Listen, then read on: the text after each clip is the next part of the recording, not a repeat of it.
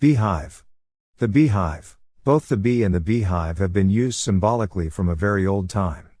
In some cases, for what reason it is now hard to guess, the bee was made the emblem of heaven.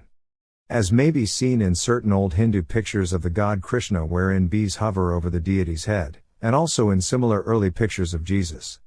Both the Persians and the Egyptians sometimes embalmed their dead in honey because they believed it to possess antiseptic properties.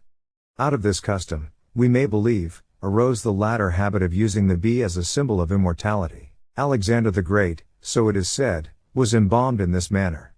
And so, also, were certain of the Merovingian kings. The last fact may explain why the bee has so often been used symbolically by the French, and why Napoleon, to lend the luster of age to his upstart dynasty, adopted the insect as his royal emblem. The bee was used as a symbol of immortality by the Mithraic cult, so popular in the time of the Caesars, and also by the early Christians, as the catacomb pictures still witness. The bee was also used in another order of symbolism. Theocritus tells a charming tale in his Idylls of how Cupid complained to Venus of bee stings and how the goddess archly replied, "Thou too art like a bee, for although a tiny child, yet how terrible are the wounds thou dost inflict."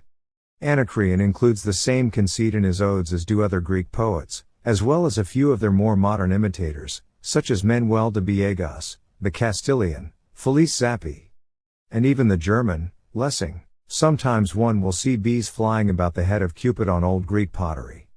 This is to suggest that as bees steal honey from the rose, so does love steal honey from the lips of maidens, and as the stings of the bee are very painful, so are the sharp darts of love. Bees were not domesticated in Europe until the age of the monasteries, when the monks considered a hive an essential part of the equipment. Owing to which custom the beehive came to be used frequently in Christian symbolism. In their exhortations to the monks, the Church Fathers would point to the hive as an example of industry.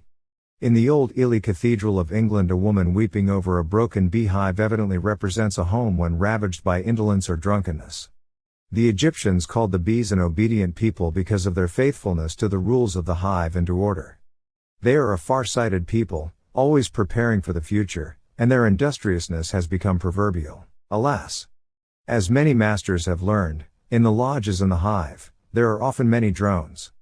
The brother who could discover a remedy for the drone evil would lay the whole fraternity under everlasting indebtedness to his genius. The bees, as we know, kill their drones with scant ceremony. That would be a swift, but unhappy manner of disposing of ours. How to destroy the dronishness without killing the drone, that, as Hamlet would say, is the problem. HL Haywood is an emblem of industry, and recommends the practice of that virtue to all created beings, from the highest seraph in the heavens to the lowest reptile of the dust. It teaches us that, as we came into the world endowed as rational and intelligent beings, so we should ever be industrious ones. Never sitting down contented while our fellow creatures around us are in want, when it is in our power to relieve them, without inconvenience to ourselves. When we take a survey of nature, we view man in his infancy more helpless and indigent than the brute creation.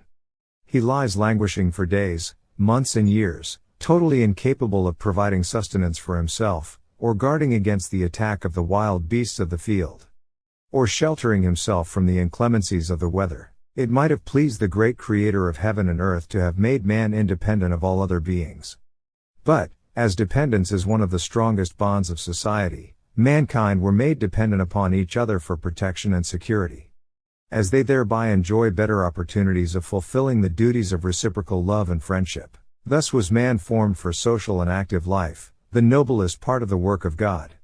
And he that will so demean himself as not to be endeavoring to add to the common stock of knowledge and understanding, may be deemed a drone in the hive of nature, a useless member of society, and unworthy of our protection as Masons.